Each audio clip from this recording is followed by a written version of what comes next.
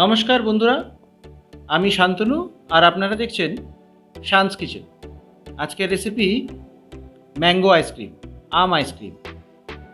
गरमकाले ice cream car ना खेते भालो लागे, ताई आज के आपनादेर जोन्नो निये एसेछि गरमकालेर फलेर राजा आम एबं आम दिये आमेर आइसक्रीम।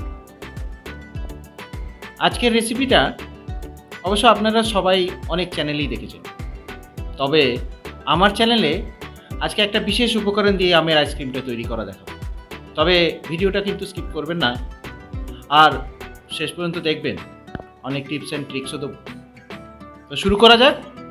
आम आइसक्रीमेर जन्य आमी निয়েছি 6টি হিমসাগর आम, तबे आपनारा जे कोनो धरनेर आम निते पारेन। प्राय 2 किलो आम निয়েছি, প্রতিটি আমের ওজন প্রায় 330 গ্রাম। 6টি হিমসাগর আমে আমার 6 জনের জন্য আইসক্রিম তৈরি হয়ে যাবে।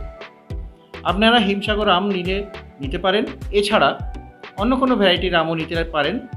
তবে মনে রাখবেন আমে রেশা যেন না থাকে, ফাইবার যত কম হবে তত আইসক্রিমটা ভালো হবে। তবে অবশ্য ফাইবার থাকলেও কোনো ক্ষতি নেই, তবে ফাইবার থাকলে আমের পিউরিটা তৈরি করার পর ওটাকে কিন্তু ভালো করে ছেঁকে নিতে হবে যাতে ফাইবারগুলো বেরিয়ে আসে। আবার আসি আমার রেসিপিতে।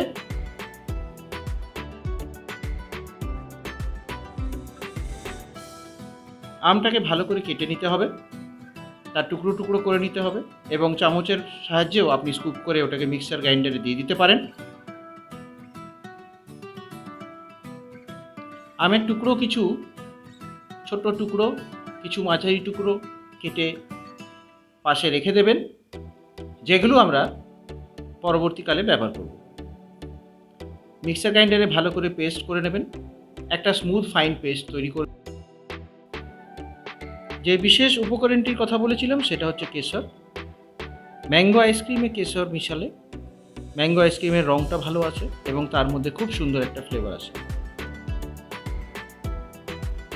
কেশরটাকে একটু উষ্ণ দুধে, ঘন দুধ, আমি এখানে 500 মিলি দুধকে ফুটিয়ে 250 মিলি করে নিয়েছি, দুধে মিশিয়ে পাশে রেখে দিই। তার সাথে আমাদের লাগছে 1 কাপ চিনির গুঁড়ো,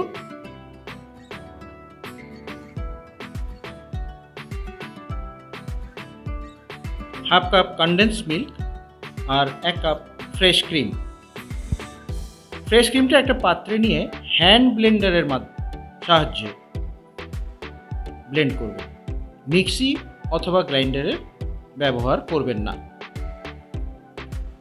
হ্যান্ড ব্লেন্ডারে মিক্স করবেন এবং তার মধ্যে এক এক করে দিয়ে দেবেন চিনির গুঁড়ো, তারপরে ওর মধ্যে মেশাবেন কনডেন্স মিল্ক আর কেশর দুধ। যে দুধটাকে এর মধ্যে আমরা কেশর দিয়ে রেখে দিয়েছিলাম সেই দুধের মিশ্রণটাকে এর মধ্যে মিশিয়ে দেবেন। আমাদের আইসক্রিমের বেসটা তৈরি হয়ে গেল। এই আইসক্রিমের বেসে আপনি এবার মিশিয়ে দেবেন ম্যাঙ্গো পিউরিটা। যে ফাইন পিউরিটা আমরা তৈরি করেছিলাম সেই ফাইন পিউরিটা মিক্স করে নেবেন। ম্যাঙ্গোর কালারটা দেখুন কি অপূর্ব। এটা বেশ মিক্সচারের সাথে যখন মিক্স হবে তারপরে আমাদের ম্যাঙ্গো আইসক্রিমের কালারটা আপনি দেখেই বুঝতে পারছেন কতটা ন্যাচারাল, কতটা সুন্দর এই কালারটা এসছে, কি সুন্দর লাগছে। তার মধ্যে কেশরগুলো, এই মিশ্রণের মধ্যে ছোট ছোট আমের কুচি মিশিয়ে দেবেন আর হালকা হাতে মিশিয়ে নেবেন। একটা এয়ারটাইট বক্সের মধ্যে এই মিশ্রণটাকে ঢেলে নেবেন। তারপরে কিছু বড় টুকরো বা মাঝারি টুকরো দিয়ে ওপর দিয়ে গার্নিশ করে দেবেন। দেখুন কি অসাধারণ, কি অসাধারণ লাগছে, দেখে এখনই খেতে ইচ্ছে করছে। এইভাবে ম্যাঙ্গো আইসক্রিমের মিশ্রণটা তৈরি করে এয়ারটাইট বক্সে ফ্রিজারে রেখে দেবেন 12 ঘন্টা। 12 ঘন্টা পর দেখুন আমাদের আইসক্রিমটা জমে গেছে। আমার আইসক্রিমটা একটুখানি বেশিই জমে গেছে, তবে ক্ষতি নেই, কিছুক্ষণ বাইরে রাখলেই এটা একটু নরম হয়ে যাবে। এবার একটা স্কুপারের মাধ্যম দিয়ে আমরা আইসক্রিমগুলোকে স্কুপ আউট করব। দেখুন কি সুন্দরভাবে আইসক্রিমটা স্কুপ আউট হচ্ছে। এর পোর্স, আইসক্রিমের টেক্সচার এবং আইসক্রিমের বডি তিনটেই খুব অপূর্ব এসছে।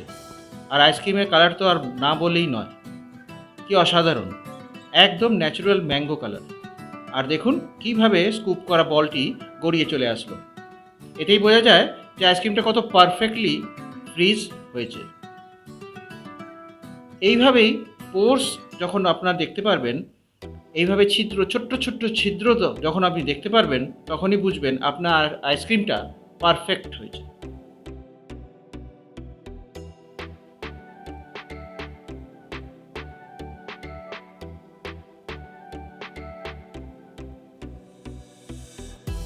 এইবার একটি আইসক্রিম বাউল বা যে কোনো পাত্রে, এই পাত্রটা আপনাদের কাছে আছে, সেখানে স্কুপ করা আইসক্রিমগুলো একের পর এক স্কুপগুলো ঢালুন।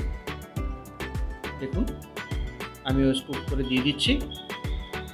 কি দুর্দান্ত, কি দারুণ লাগছে এই আইসক্রিমের কালারটা, আইসক্রিমের টেক্সচারটা। এইভাবে অল্প অল্প স্কুপ করে করে আপনি আইসক্রিম কাপে দিয়ে দেন আর সার্ভ করার জন্য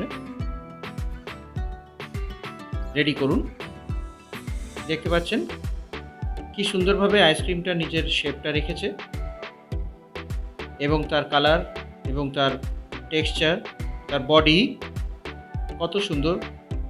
এই দেখুন, এবার আইসক্রিমটাকে ওপর থেকে আমি পেস্তার কুচো দিয়ে গার্নিশ করে নিলাম। তবে আপনারা যে কোনো ড্রাই ফ্রুট ইস্তেমাল করতে পারেন, তবে এটা অপশনাল, আপনারা না চাইলে এই গার্নিশিংটা নাও করতে পারেন।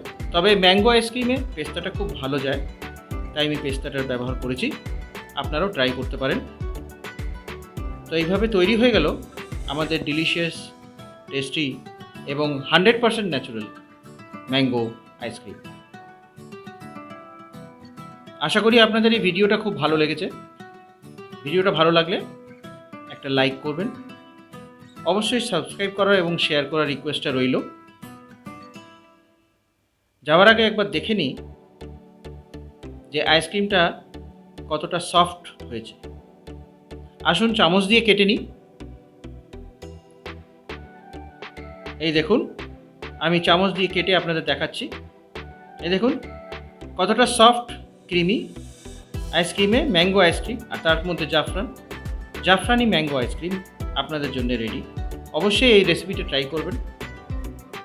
থ্যাংক ইউ আপনাদের মূল্যবান সময় দেওয়ার জন্যে। ভালো থাকবেন, সুস্থ থাকবেন। আবার নেক্সট এপিসোডে দেখা হবে নতুন রেসিপির সাথে।